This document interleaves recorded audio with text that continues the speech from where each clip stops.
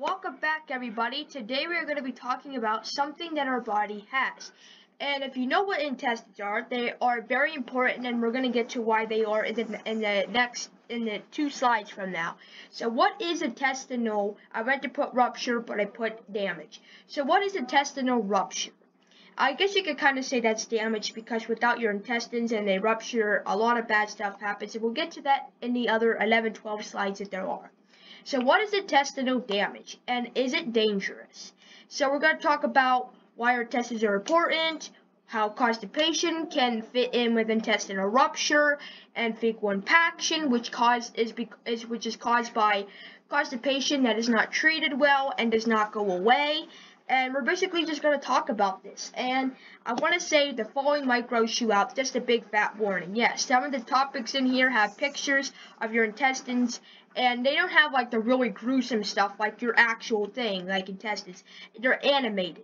So they're not like really gruesome or in-depth with that. But the words are. And this might give you a bad anxiety. But if you like someone, I'm a 13-year boy who hypochondriacs, or basically overreacts about everything. I'm a hypochondriac. I have really bad death anxiety. Therefore, it's going to be very hard. So let's just get right to the video, everybody. Let's talk about our intestines. It's going to be a lot of gruesome stuff. What is our intestines good for? Well, our intestines are good. Our intestines are good for right here. Your intestines are a crucial part of your digestive system. They're where most of the vitamins and nutrients from our food are broken down and absorbed into your bloodstream. Intestines do a lot of work to give you the energy and nourishment you need to stay healthy and to function and thrive every day. Without this, guys, we wouldn't be getting the energy and nourishment. Therefore, we would basically be dead. Because in order to live, we have to have energy, vitamins, nutrients, and nourishment. If we don't have any of that, it could cause some serious health problems, and it could kill you. Now, what is constipation? Infrequent, irregular, or difficult evacuation of the bowels. So you might have some pain in your stomach area, and this pain in your stomach area is pretty simple. You could get really bad stomach pain because your body is trying to release poop, and your body can't do that. Because the constipation means you cannot poop, and maybe you do, but it's like fewer than 3 times a week. So if you have fewer bowel movements than 3, you might not do so well. And continuing, you might get some stomach pain. And there's other symptoms which could go along with constipation, like vomiting, and severe constipation, which could be fecal impaction or intestinal rupture, is puking your own poop. Puking your own shit is pretty bad, because puking your own shit's not going to do so well. It's not going to be good. How long is too long with constipation? Few days to several weeks. If you have constipation for 3 days, that's not that much. I mean, just drink apples, get apple sauce, drink apple juice, drink some stuff with like some apples. Apples are supposed to help your bowels move. So if you have that, then you'll do pretty good. As long as you can, you also have to not pretend, oh my gosh, I can't think straight. My mind, I think I'm dying. Okay, I'm not, I'm joking, I'm fine. So, again, what are we talking about? Few days to several weeks, so like, as long as you can fart, I think it'll be pretty good. But if you can't, neither one of those, I think there's a serious health problem you may have, and yeah. So, not being able to poop is already bad, but as long as you can leave gas, then that's probably not like too severe of constipation, because with fecal impaction, you cannot even release a fart. So yeah, I'm pretty sure that's what I've been told on Google. So what is fecal impaction? Fecal impaction is defined as the inability to evacuate large, hard, insubstantiated, concreted stool. So basically, after 3 days, your poop will start to get hard. And the more and more and more and more poop backed up in there, the more and more and more it gets dried up. And the more and more your intestines have to like stretch out to hold all that poop in there. And whenever your intestines get too big, we'll talk about that in the upcoming slides. So a bezoar, which is like stuff that you cannot digest, like string, yard, tissues, anything that you really cannot digest and hair is a big example of a bezoar.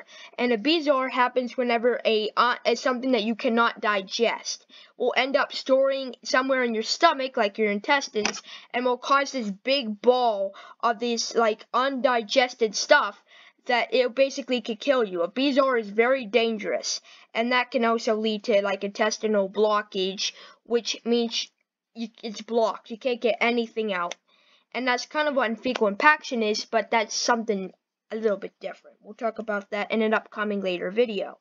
So in the GI tract, it is most commonly found in the rectum. So mainly kind of like near to your like end of your butt. So yeah. Now, can fecal impaction go away on its own? No. It needs an enema. Enema? I think it's enema. Anemia. No, that's anemia. That's enema, which is a special fluid they shove up your butt to loosen the poop. Because in the enema, there's water, and that water is supposed to help loosen up your stool. That's why they say to drink water whenever you're constipated and can't poop. It's supposed to loosen it up. So when they shove it up your butt, it loosens up all that poop, so then you can end up pooping a lot. What is intestinal rupture? It happens when you can't go poop for at least a few weeks or months. It takes 3 days for poop to start to dry up, and then it's more harder to push the poop out. So mainly it will happen after you can't poop for an extended time. It can't just happen one day after you're constipated. And as long as you leave one little poop in the toilet that's either a ball or whatever, you're basically you might be constipated, but you at least can poop. This intestinal rupture happens if you cannot poop at all, because in order to have intestinal rupture, you have to at least have a little bit of fecal impaction. Now, pics to better understand. So these are your intestines. So these are some of your intestines. Here's what it looks like. So these are your intestines, and this is what your poop will basically store up in, and then it will tell your body to poop the shit out. Probably one day I'm not being able to poop. Basically, your poop would just be stuck in there, and maybe in a couple days it might release, but you can see it's starting to back up in there and get kind of stuck.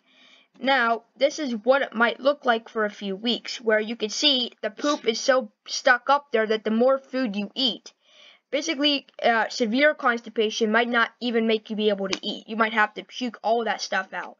You might not even be able to eat. You might lose your appetite. You might get nauseous every time you eat because your body cannot process that food because it's so backed up that it's killing you. And fecal impaction will definitely lead to serious complications if you don't get that taken care of fast enough, which hint is death and much more. So, I feel fucking fine, motherfucker.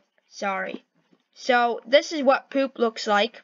I mean, we all know what poop looks like, but we'll get to poop colors in the next video. I know, we're talking about poop, I don't know why, but it's a serious health problem. You can basically die. So, this is what it looks like, alright? And this is what severe constipation and most likely fecal impaction will look like. Is stool backed up, stool after stool after stool, all backed up in your intestines. To the point where the more you put in there, the more it has to stretch.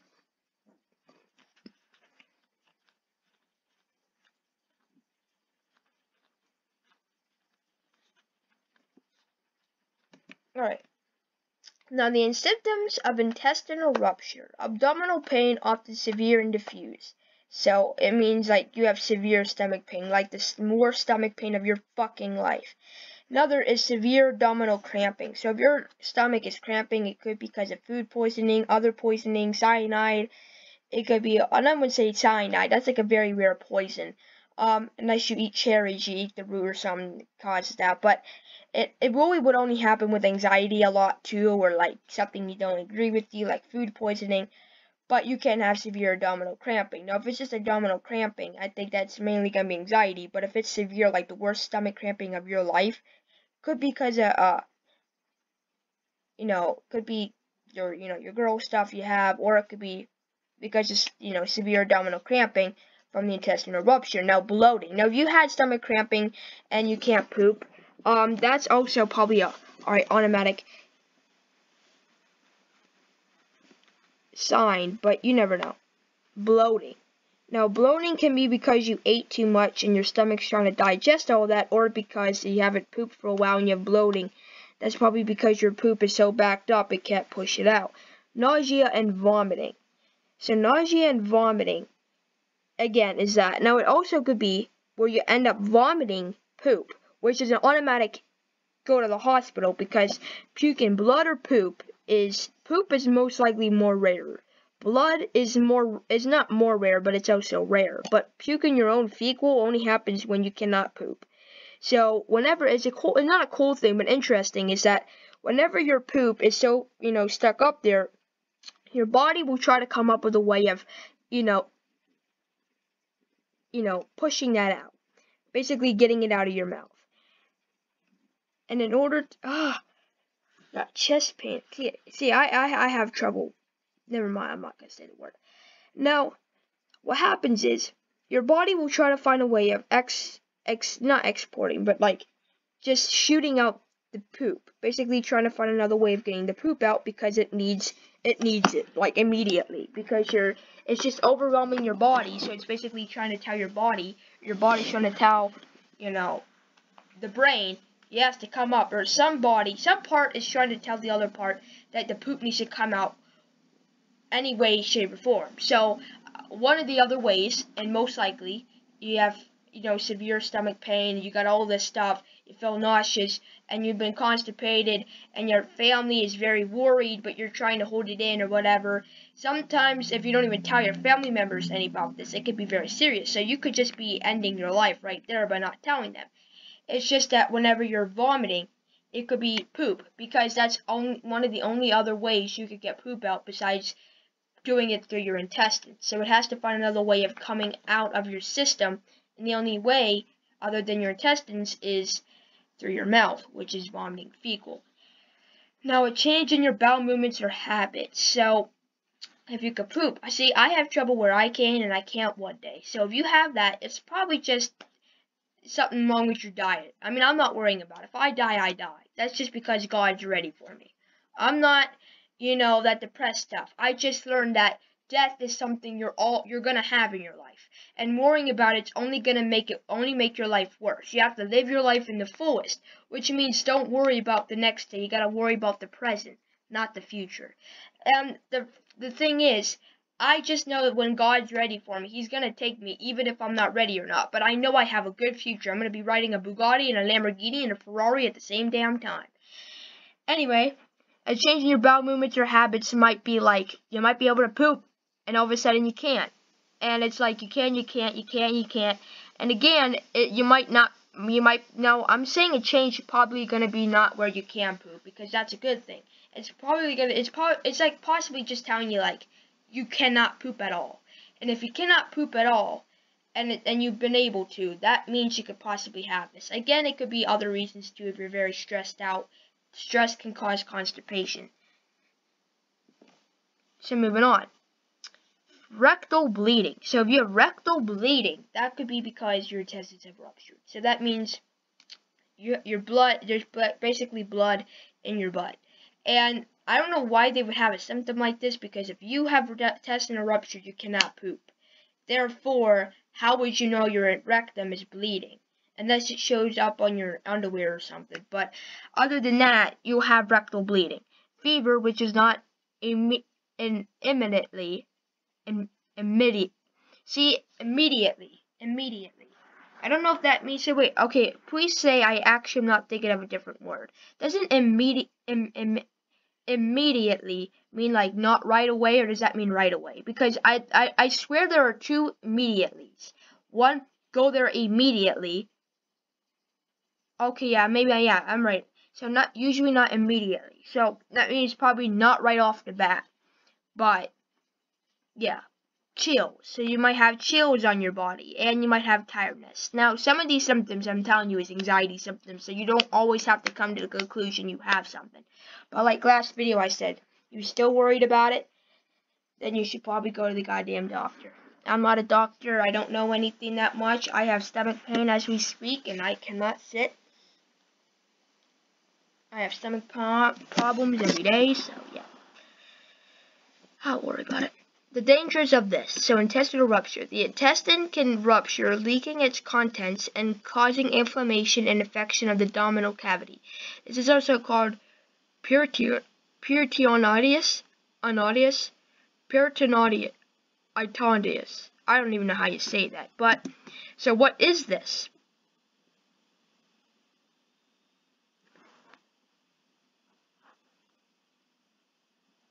What the hell?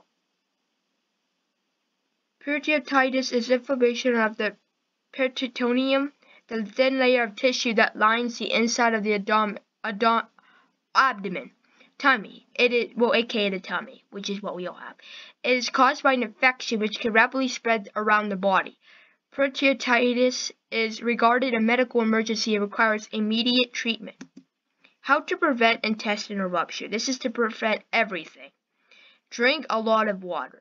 So to drink a lot of water will prevent constipation, which will prevent the one and only fear, fecal impaction. You may not care that you have this, but it's you need to watch this in case you're gonna die. Now another one is don't hold in your poop. Holding in your poop is the #1 cause of constipation, or one of the #1 causes and dumb reasons of you to have this, because holding in your poop will mainly always cause constipation. And another one is just don't sit around all day. Sitting around all day, basically just you're not walking around, you're not getting your activity. In order to poop and get that stool loosened up, you have to walk around. And yeah, so I hope you enjoyed. Please like this video, comment, subscribe. I hope you enjoyed to know if you have this, if you don't have this, and I hope you enjoyed. Give this video a thumbs up if you found this video a little bit helpful, and I will see you guys on the next one.